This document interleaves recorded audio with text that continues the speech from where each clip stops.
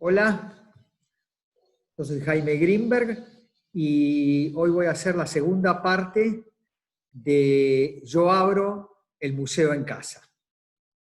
La última vez terminamos en el expresionismo alemán. Vamos a compartir pantalla y hoy vamos a comenzar con la Casa del Puente de Amancio Williams. Amancio diseña esta casa que se llama en realidad Casa del Arroyo. Está en Mar del Plata. Y lo interesante de esta maqueta de acrílico, tapa del libro 480 que resume los trabajos del taller al 2001, es haber generado el arroyo como una contraforma de la curva de la estructura. Y entonces esta forma y contraforma producen en sí mismo un objeto que es la idea que nosotros tenemos, que cada maqueta tiene que ser una pieza, un objeto estético, armónico y arquitectónico. Aquí estamos viendo un detalle, 1 en 10, que se realizó en madera. Esta foto está hecha dentro del museo, es interesante porque vemos la Casa del Puente y por detrás estamos viendo el Chrysler. Entonces es esta idea de la fantasía arquitectónica, de estar viajando dentro del museo y poder estar viendo esta estructura de hormigón, cómo nace esta curva de hormigón que diseña Amancio, con la planta alta donde se desarrolla toda la vivienda, donde están la totalidad de las funciones de estar, comedor, dormitorios, y en esta última imagen vemos entonces nuevamente el diálogo que existe entre la Casa del Puente y el Chrysler.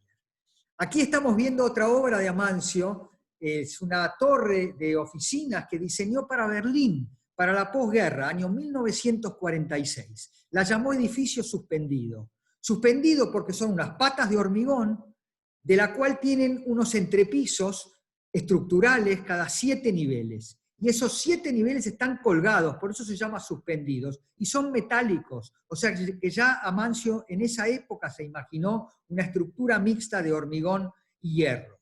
Pero lo grandioso es que planteó el sistema de plantas libres de oficinas sin columnas, esquema que al día de hoy, con toda la revisión del trabajo que se está haciendo, esto tiene una absoluta vigencia.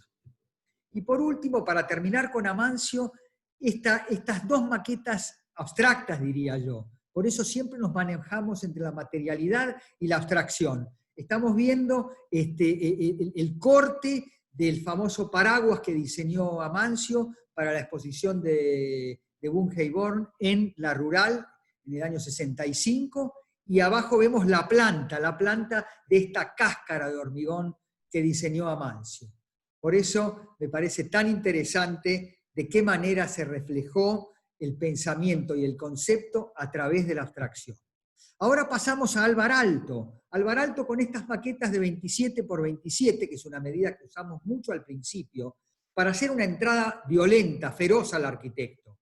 Y entonces en 27 por 27 tenemos también distintas escalas. Tenemos plantas de techos, tenemos plantas de arquitectura, tenemos plantas geográficas, tenemos plantas en negativo donde se ve solamente el marcado de los muros, y tenemos una manera de ver la totalidad de la obra en su conjunto.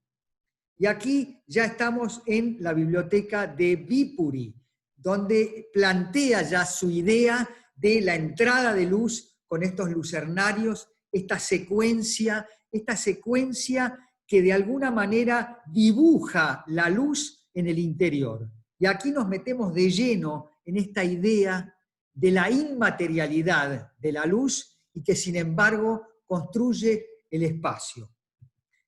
Y aquí pasamos al pabellón de Finlandia, el pabellón de Finlandia que construye Alvar Aalto en la exposición de Nueva York, y aquí trabaja con sus elementos tradicionales, con la madera, con los lucernarios del techo y con esta idea también de ir subiendo y entrando lentamente hacia la arquitectura, una arquitectura orgánica que se va enganchando con el paisaje. Aquí podemos ver el corte con el sistema de lucernarios que produce esta especie de pieza de la cubierta, que es un sándwich por donde él hace penetrar la luz.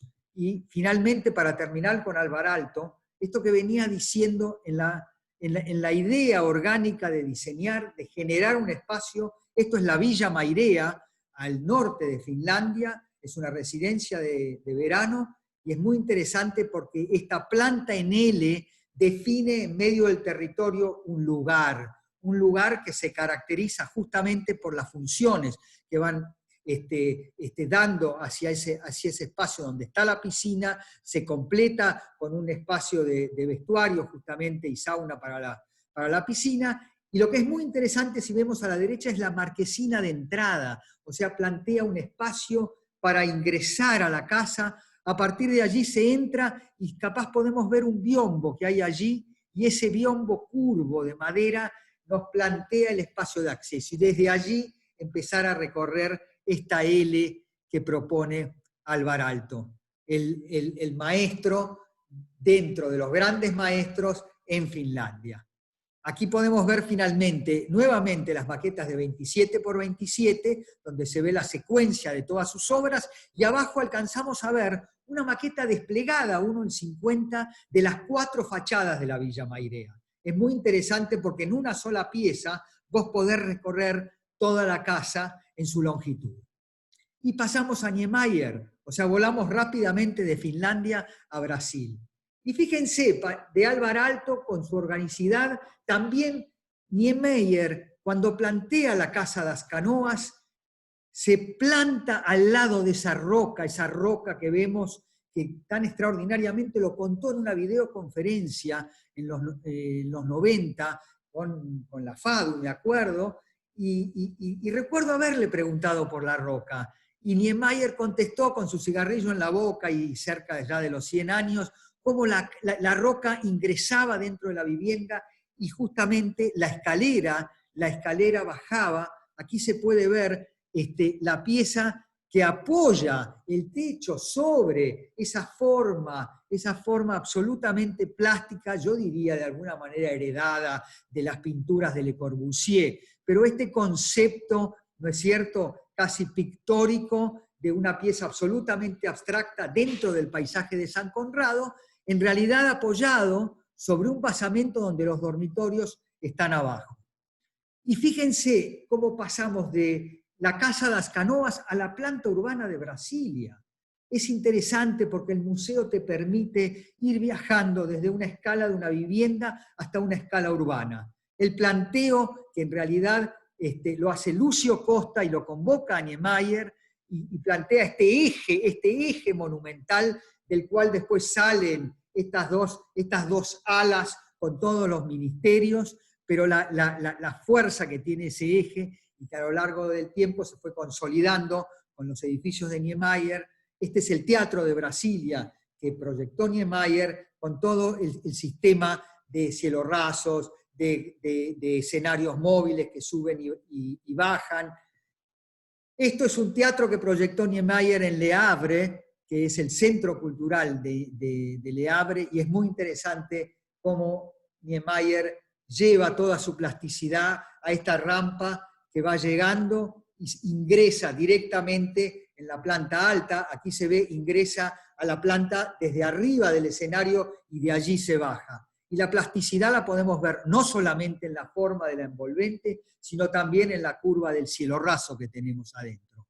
Para finalmente, una de sus últimas obras en los 90, que es Niterói, y él se planta sobre esta especie de pequeño morro que está sobre el mar, que mira a Río de Janeiro, y justamente esta especie de edificio que está plantado arriba, y por abajo fluye la visión, y se puede ver justamente Río de Janeiro. Pasamos rápida, volvemos ahora, en realidad, al maestro de Niemeyer, nuevamente Le Corbusier, con Chandigarh. La ciudad de Chandigarh, que es una maqueta que reproduce aproximadamente los 800 metros por 1 kilómetro que mide, y está realizado en escala 1:150 y se desarrolló a lo largo de 4 años. Recuerdo que en el taller estaba Claudio Ferrari también en ese momento y la coordinó, y entonces cada alumno, y a lo largo de los cursos y de los años, iba como incorporando sus piezas. Aquí en primer plano estamos viendo el edificio del secretariado, y lo interesante es ver cómo el edificio se relaciona con el paisaje, que en realidad es un paisaje artificial, porque Le Corbusier diseña los niveles. Ahí podemos ver atrás el Palacio de la Asamblea. Entonces, ¿de qué manera? Aquí vemos los distintos niveles vehiculares, peatonales, accesos de servicio, áreas de agua, y además todo está realizado con chapas de madera de distintos tonos para poder diferenciar los distintos layers con que Le Corbusier proyectó Chandigarh. Y aquí ya llegamos a los edificios, o sea, del planteo urbano enseguida nos metemos en los edificios. Tenemos el secretariado con toda esta fachada de hormigón que explota en el centro. Ahí podemos ver un detalle, ya que en el centro el parasol de hormigón se abre y plantea justamente todas las áreas que tienen que ver con las áreas más públicas, y luego son las oficinas del secretariado.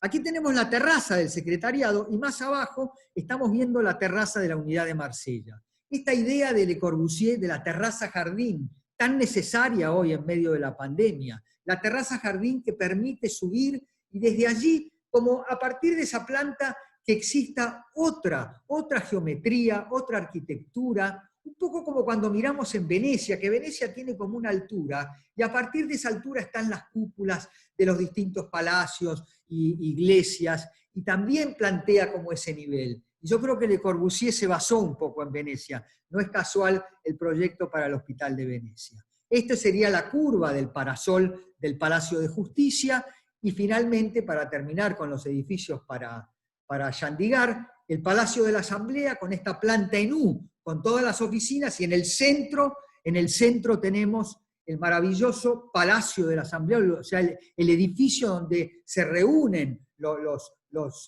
diputados en la India y sesionan dentro de ese casquete que termina arriba con unas rajas en el techo que no son otra cosa que la figura del toro. Figura del toro que hereda de su gran amigo Pablo Picasso. Pablo Picasso pintaba mucho la tauromaquia y el toro, y entonces, en un homenaje a su amigo Pablo Picasso, Le Corbusier reproduce el rostro del toro en la cúpula de la Asamblea. Y pasamos a Louis Kahn, volamos a Estados Unidos, y aquí tenemos la biblioteca de Exeter.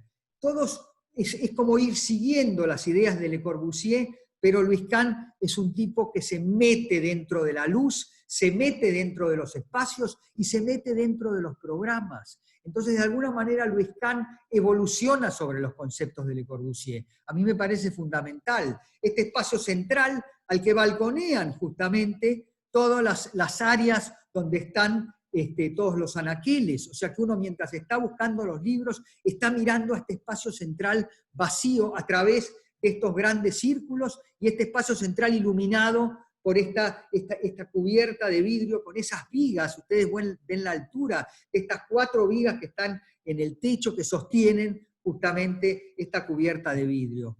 Aquí podemos ver el detalle, ¿no es cierto?, de la viga y las 4 planos de hormigón dentro de esta biblioteca, y finalmente la fachada, que es de ladrillo, toda de ladrillo, para permitir justamente las salas de lectura por piso en relación a todos los sistemas de anaqueles que se distribuyen en todos los pisos. Un concepto bastante diferente justamente a la Biblioteca Nacional que diseñó nuestro gran Clorindo. 2 obras más de Louis Kahn, el Kimbell Museum, que nuevamente esta obsesión que tenía en manejar la luz, en encerrarla y hacerla entrar como él quería. O sea, él decidía cómo debe entrar la luz, cómo se debe refractar la luz. Y lo mismo en Yale, ¿no es cierto?, el Centro de Arte de Yale, donde estaban estos elementos de circulación, esta idea de Louis Kahn de elementos de servicio y elementos servidos, y esta cubierta con todos los ingresos de luz. Y finalmente un detalle de los laboratorios Richards. Sí, me interesa a veces que no vean toda una obra, me interesa que ustedes vean como fragmentos que te van fabricando dentro tuyo, una idea de lo que es el concepto, el mundo de la arquitectura. Este es el ángulo de las torres de los laboratorios Richard, que justamente él los diseña de tal manera que tengan una tectonicidad muy, muy importante. Pasamos a la Bauhaus, nos vamos para atrás, volamos a Alemania, y entonces el diseño de Gropius, con sus nuevos conceptos para las carpinterías, estos curtain wall, digamos, de los años 20, ¿no es cierto?, donde Gropius nos empezó a mostrar que había otra manera de hacer arquitectura, la casa de los maestros. Ustedes saben que en Dessau está el edificio de la Bauhaus, que está totalmente puesto a nuevo, y luego tenemos las casas de los profesores, que son una belleza, donde vivía Moholy-Nagy, donde vivía Gropius. Y Marcel Breuer luego vuela a Estados Unidos y construye varias casas, algunas de ellas con Gropius. Y aquí podemos ver de qué manera Breuer, gran diseñador industrial, puede proyectar estas casas, que son volúmenes de madera apoyados sobre basamentos de piedra. Y por último, para terminar de ver esta idea de la Bauhaus, tenemos aquí el complejo del Weissenhof. El Weissenhof que queda en Stuttgart y que de alguna manera fue una exposición que permitió ver una cantidad de obras de los maestros de ese momento, Le Corbusier, Mies, Hans Scharoun, maestros que construyeron viviendas donde hoy siguen viviendo sus moradores, y que es un festival de arquitectura. Es un festival de arquitectura realizado en el 29, y de alguna manera el Weissenhof representa el ideal, yo diría, que la Bauhaus tenía de una vivienda contemporánea para esa época. Tema que tenemos que replantearnos hoy, en medio de la pandemia, en medio de estar encerrados en las casas y empezar a repensar cómo es esta nueva idea de la vivienda. Entonces, repensemos el Weissenhof, veamos cómo ellos, Hans Scharoun con esa escalera, Le Corbusier con la terraza jardín, Bruno Taut, cómo los maestros lo hicieron. Y unos pocos años antes me interesaba mostrar estas casas de Mies van der Rohe que no son tan conocidas. Es la Wolf House, y la Wolf House totalmente de ladrillo, donde Mies van der Rohe ahí se declara como constructor alemán, a partir de comprender el material, moldearlo e ir trabajando justamente el ladrillo, y cómo el ladrillo va tomando las paredes, el piso, los dinteles, los alféizares. Es muy interesante el nacimiento de los conceptos de Mies van der Rohe. Después ya vendrá el pabellón de Barcelona, el Sigram, pero me interesa para el museo que esté expuesto esto para poder comprender el inicio con Mies. Nos vamos a Japón rápidamente. Y en Japón vamos a ir al siglo XVII, porque el modernismo en Japón nace con el Palacio de Katsura.